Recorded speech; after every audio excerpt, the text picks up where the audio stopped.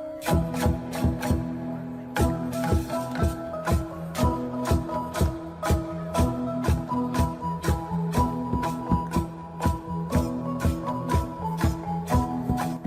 chơi new free ni bằng một vài dòng đây buồn sang đi tới chế hàng lại nhật lê gọi về cái lại tung lum cái nào buồn sang đi gà đã lại đặt này từ Facebook vừa đã YouTube luôn ta cái lại contact mong con này dọn đáng cộng sản Việt Nam Kim Duyệt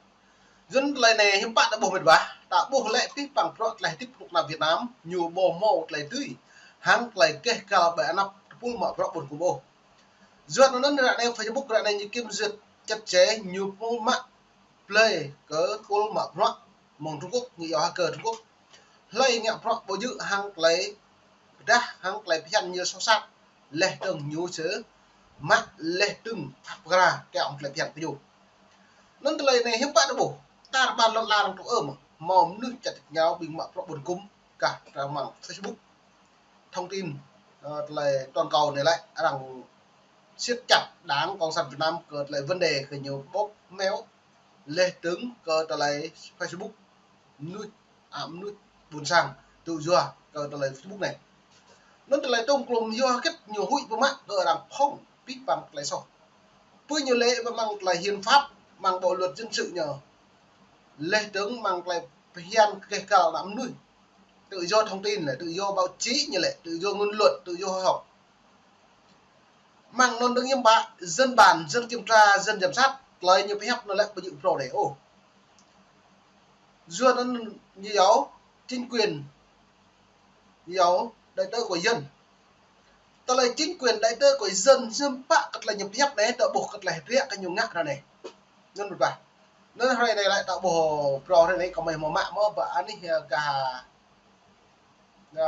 bột linh màu mạng nhiều đồ mạng nuôi lên như việc lệ này như cái nhà về hèn rồi nằm con đực lên tầng ta mang lại Facebook lên tầng nhấp bộ đi mà đại nhập này nó tự bộ một điện thoại này những bạn thâu mới nhà cầm nhiều thấu đọc ôm một vả vừa ta rim cho nuôi đại này ta bàn lần lại nhiều thấu tập lên sóc nhiều ô tôi có mấy màu mạng lại phải hình lại vừa ta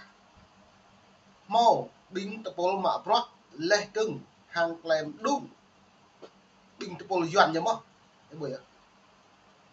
trả được cái mày gọi về cái buổi tập năng nhớ quay trả được cái mày màu video nên thế này là cái độc là cộng sản Việt Nam lại nhiều rung của mãi chứ còn là lấy Facebook bờ đài YouTube bờ đài lúng ta cắt lại nhập nuôi con bố chữ lên lập trận đáng cộng sản Việt Nam vô nên mày lòng ta lùng lòng mày pani pi bằng bên phải cho nó buồn sang khắp những hàng lại chơi new free thứ ta bàn luận là được xem lắm cộng loại dọn để rung gặp thêm một tôi đã bố nuôi được cho lưu lên mặt mày tầm như xăm màu rơi chân như rupet cái ngàn như vắt cái như rupet là như bộ nhầm ác xăm cọ lô nhầm tình như rung vui mặn và bộ thầu mông bay úp nhầm tổ dọn này nên về xem làm việc thật là như lên này. Như vậy, trong báo cáo về dữ liệu từ tháng 1 đến tháng 6 năm 2024 được đăng tải trên trang Trung tâm Minh bạch của công ty, báo cáo cho thấy Meta, vốn sở hữu Facebook, đã chặn không cho người dùng mạng xã hội truy cập 3.280 đăng tải trong nửa đầu năm nay, cao hơn bất kỳ thống kê bán niên nào về hạn chế truy cập ở Việt Nam kể từ khi Meta công bố từ nửa cuối năm 2017. Con số này còn cao hơn cả tổng số lượng đăng tải bị hạn chế truy cập trong cả năm từ năm 2017 đến năm 2022. Con số cho cả năm ngoái là 4.810.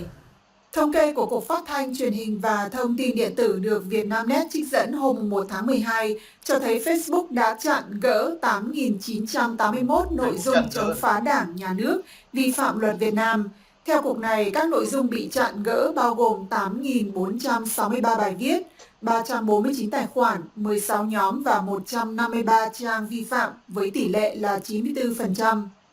Chính quyền Việt Nam vào năm 2020 đã đe dọa đóng cửa Facebook vì các quan chức Hà Nội cho rằng mạng xã hội khổng lồ của Mỹ đã không làm đầy đủ những gì mà họ được yêu cầu phải kiểm duyệt, những nội dung chỉ trích Đảng Cộng sản.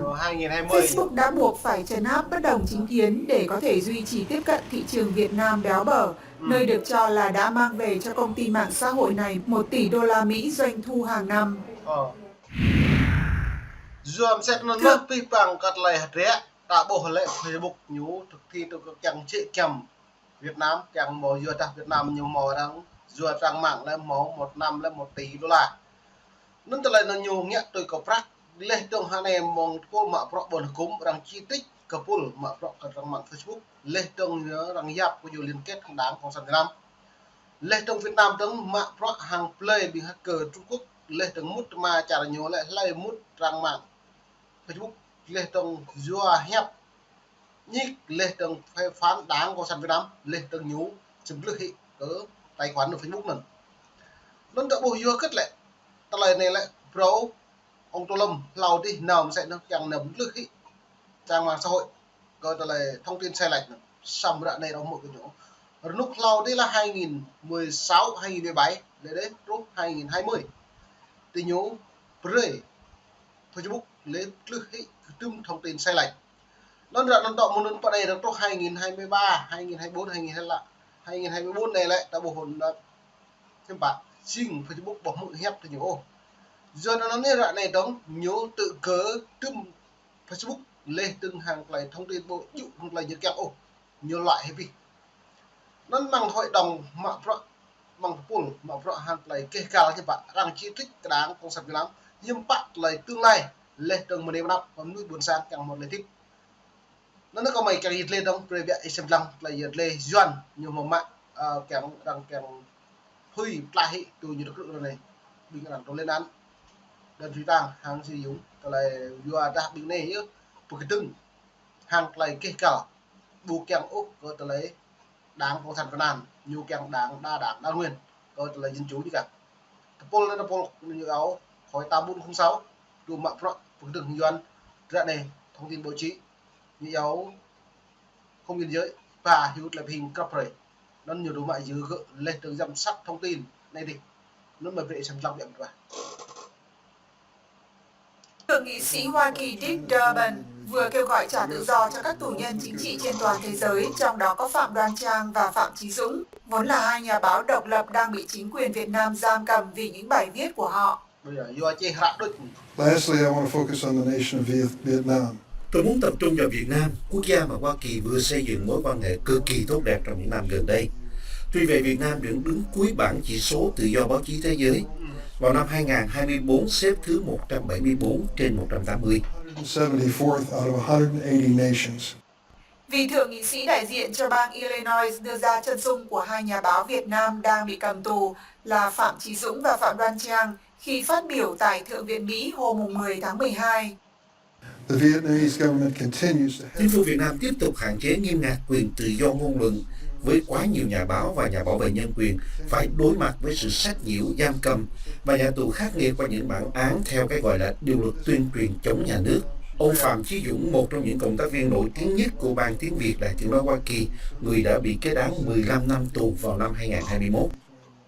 Theo thông cáo ngày 11 tháng 12 của Văn phòng Thượng nghị sĩ Durbin, ông khen ngợi bà Phạm Đoan Trang, người được coi là một trong những nhà bất đồng chính kiến nổi bật nhất ở Việt Nam, và nói rằng đến nay bà Trang đã phải thụ án 4 năm trong bản án 9 năm tù vì tội danh không rõ ràng.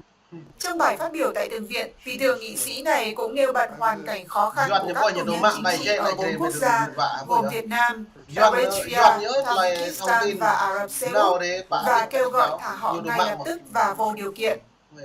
Các chuyên gia Liên Hợp Quốc đã đưa ra kết luận là việc bắt giam và xét xử ông Phạm Chí Dũng, các thành viên của Hội Nhà báo Độc lập Việt Nam và bà Phạm Đoan Trang là tùy tiện và kêu gọi Hà Nội trả tự do ngay lập tức và vô điều kiện cho họ. Chính quyền Việt Nam từ trước đến nay bác bỏ các cáo buộc cho rằng họ vi phạm nhân quyền. Lại nó để mở lại pi bằng yang để buồn sang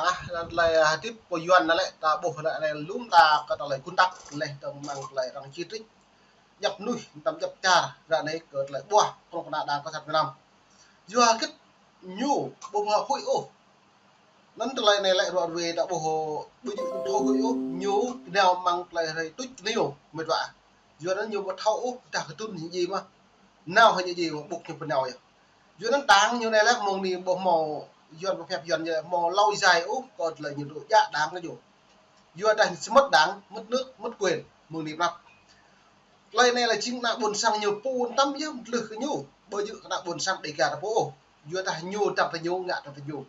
nó rồi này một năm tập đi mày cũng đi vi phạm mình và đi xem lăng tương lại rút đang có sản phẩm nhưng bạn chỉ rung cái nhố lên đường lấy ngạ cái nhố nhưng mà mi bờ đà prang bờ đà tây nguyên kèm lực cái nhố mổ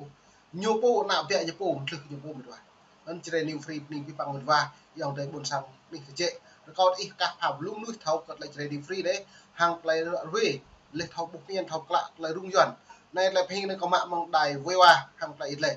đi buồn sang cặp gì